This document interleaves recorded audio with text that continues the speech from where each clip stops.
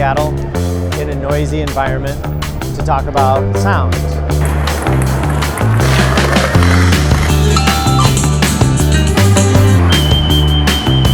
We're surrounded by air everywhere we go, and every action that we take has an effect on that air.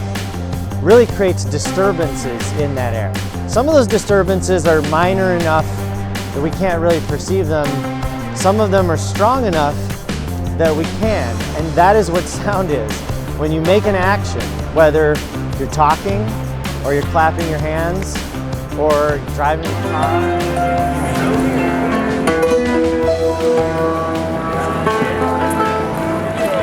Well, I know that it's just you and me.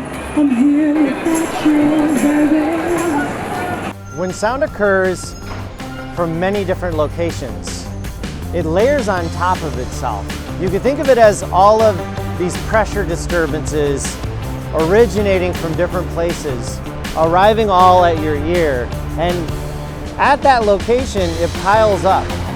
And our brains are really good at interpreting that. Our brains are good at focusing on one of those. You can hear thousands of things all at once and just focus on one of them. But it really is this layering, this beautiful layering of energy propagating in all directions all around us. That's what sound is.